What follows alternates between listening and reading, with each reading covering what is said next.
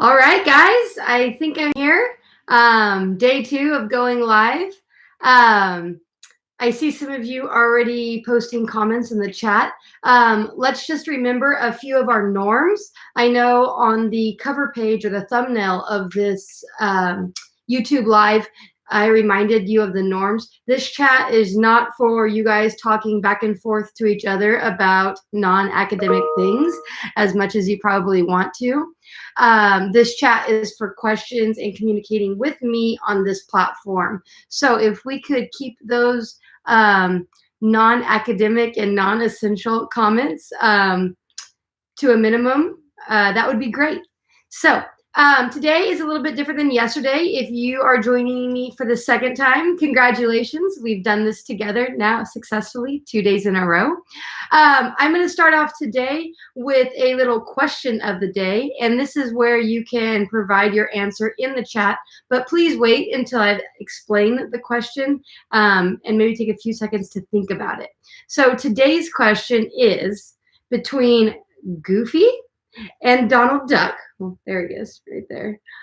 Who do you relate more to? And before you can answer that, you may not be familiar with these two characters.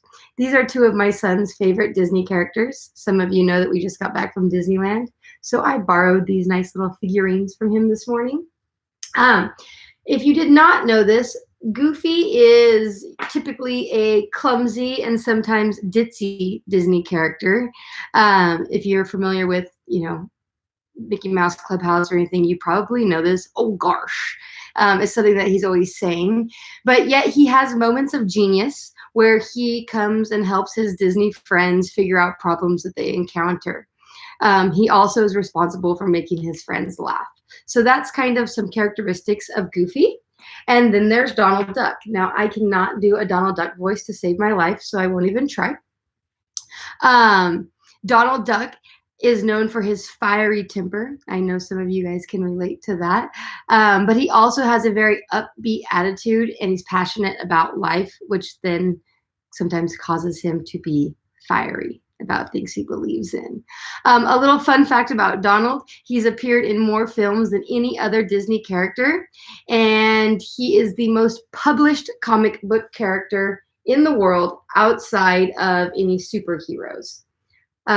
So that's Donald, fiery and passionate, Goofy, clumsy, ditzy, yet comes through every once in a while and makes people laugh. So right now, I want to see who you guys think that you relate more to. Okay, I see some new people on here today. I'm excited. Hi, Zach Man. JTK, John McCabe. Hi, Mr. John. Ash, Goofy all the way. I can see that. I think you're right on with that. John, Donald Duck, okay. Hi, Maddie. Hi, Trevin. Anime and stuff, Goofy, okay. I'm guessing I know who Anime and stuff is, but maybe you'll let us know. Goofy, Omega, something. Naomi, good to see you, Goofy. So it looks like we have far more Goofies in the house than we do Donalds, which I would have guessed before you even started providing your answers. Zach, Donald, okay, very good. All right, so that was our little fun question of the day. If Disney characters intrigue you like they intrigue me, which is new to me because now I have a 2-year-old son who is all about these little guys, and I didn't have that much familiarity with them until now. It's all we do in our house. Okay, so let's move on to number 2 of the agenda. Omega, you're Kaylee. Okay, good. I'm glad you're here. Number 2 is just to review today's assignments. I know some of you are struggling with chunking all the assignments on that document, the at-home learning. Again, you can go to the Clark website. I'm going to put the link right now into the chat. This is the suggested learning schedule. So this is all, wait 1 second. Why is it doing this? YouTube. What? This is the suggested learning schedule for all students and all topics. So let me get that here. Sometimes it's easier if you're just given the link. Why is it doing that? Well, let's just try it. Can somebody click on this link and let's see here. This is all new again, you guys. So this is all new again, you guys. So that link takes you to my live stream. Okay, well, again, you can go to my website. You can go to the Clark CUSD website. That's the best way to get the suggested schedule. And if you get to the at-home 2-week agenda that is posted on the 8th grade AB section of that daily schedule, you will see that Tuesday the 24th, you have 2 things to do, one in language arts and one in history. So let's start with the language arts. Today, you're going to be doing a first read, okay, on the text titled Abuela Invents a Zero. It's a piece of literature. It's a short story. It's very interesting, and it might be one that some of you can actually relate to from real life experience. So give that a first read. Some of you have emailed me and said, how do you do the summary phrases? How do you annotate? StudySync isn't letting you do it. All of these different things. Remember, as we left each other in B1, that sad, sad day, you guys were already first reading, doing the first read process in your own way. You have to have those skills by now to successfully complete a first read. And remember, the only purpose of a first read and those summary phrases and the chunking and the previewing and all of those things that we've learned is to understand what the text says. Okay, that is your only job on a first read. So I've talked to some of you. Some of you are just taking little notes as you read on an additional piece of paper. Some of you are just reading closely and skipping the summary phrases because you're at that level and you can comprehend what you're saying. So do what works for you. Just read the text first. You're reading for understanding. And then you are going to complete the think questions like we always do, the 5 think questions in StudySync. So this will require you to log into Clever, go to StudySync, and you'll see, what is the text called? Abuela Invents a Zero. And you'll be able to read it there and then answer the think questions in the StudySync portal. Okay. Let me see. What is John saying here? I've just been going down it, doing whatever. I haven't got done any of the history. I was planning on just going straight down the agenda starting from language. Okay, John, that's perfect. You can do that too. Some students were overwhelmed by that big list that you see first. So if you go to the highlighted link on that document, it breaks it down into a daily schedule. John, if you just want to attack that whole list and you can do it all by April 3rd, that is not this Friday, but next Friday, go for it, okay? Maybe just check things off or scratch them out or something as you get things done. So you have some kind of checklist of what has been done and what you still need to do. Any other questions at this point about the first read on Abuela and the think questions that are due? I logged in this morning and I think 5 people had already done it. So that's great. If you want to get some big chunks of work done and go ahead, you may. But just make sure you have things to fill your time of boredom if you end up finishing everything early. Sorry, I just realized I've said probably 3,000 times already in this short 8 minutes. All right, going on to history for the day. You can access the chapter 13, section 2 text on my website like we've always done. And then you're going to go to joinpd.com like we have always done. And today's code is G as in Goofy, C as in car, R as in Roy, I as in ice cream, O as in ostrich. Okay, so it's GCRIO. And if you type in that code, you will have a student-paced Pear deck guiding you through the most important things of Chapter 13, Section 2. Let me catch up on the comments really fast. Okay, somebody would go with Goofy. Dason, good to see you. Donald, okay, I can see that. I can see that. Trevin, ice cream. I don't know what that means. Okay. So that is the agenda item number 2 for this Google Live. We've reviewed today's assignment. Any questions about any of the assignments so far? If you have some, you can drop them in the comments. Again, I've always wanted to say this. You can go to the description below. Is that what it's called, the description? And you can see the agenda of this Google Live there if you want to go back and reference anything.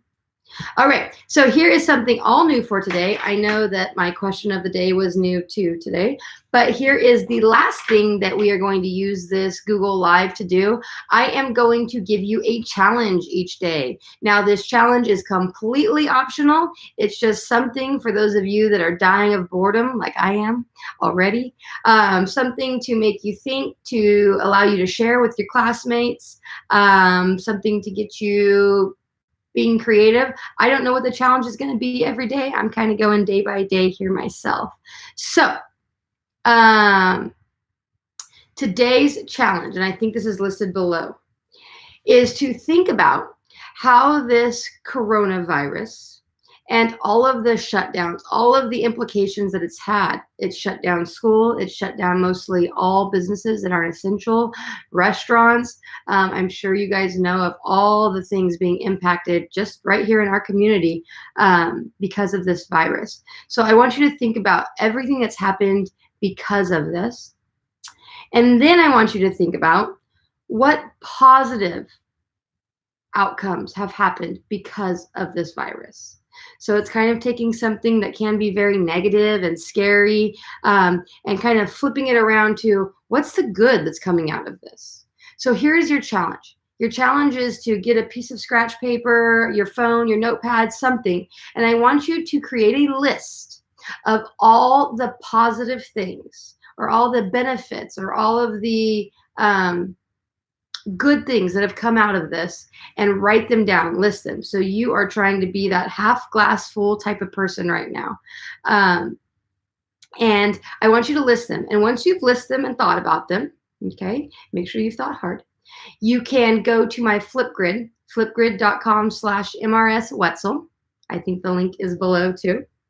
And there is a new topic posted. So if you don't see it, click on the first topic that I provided last week, and you should see a new challenge. And I want you to record a video, and you can use an emoji, you can cover your face, you can draw a picture, and you can, whatever it takes. I know some of you aren't comfortable with the camera. I'm not exactly either at this point, but I'm doing it. So you can do whatever it takes and kind of talk about all of the positive that's coming out of this so that we can remain positive. It's good for our mind. It's good for our soul. It's good for our health. And we'll be able to interact with each other that way. So that is your challenge for the day. Please write accepted if you are accepting my challenge in the comments right now. Oh, we have Mrs. Barber in the house. This is exciting. So good to see all of you learning out there. Yes, that is the goal. We miss you too, Mrs. Barber. We hope we can get back to you soon.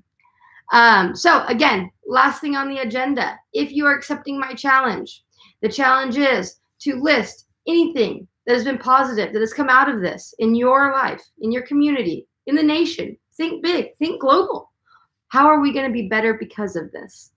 I know personally, one thing is that I've started talking to my neighbors more because now we're all going on walks and trying to keep our distance, yet get outside. And so we see more of each other because most of us are home. I've also, on my walks and my dog walking and my bike riding, I've ran into so many students from years previous, and it's been good to catch up with them, keeping 6 feet apart. So those are two of things that stand out to me as positives from this. And I hope you can find the same. Things never change. The challenge is posted below in the description, so you can go down there and read the challenge for yourself. It's also posted in Flipgrid. Ash, who knows when we can go back to school? Ash, that is something that we are going to have to keep ourselves updated on as we progress through these unknown waters. We don't, right now we are scheduled to go back, what is it, the Monday after spring break, April 13th, I believe. Don't hold me to that. So let's hope for that, but our district will continue to update us on that. Thank you, Trevin, for adding some insight there. All right, ladies and gentlemen. Lena, hi, I see you. Dason, I'm glad you're accepting my challenge. Hayden, good to see that you accepted the challenge. I will be on Flipgrid a little bit later and seeing if you guys are giving me some responses.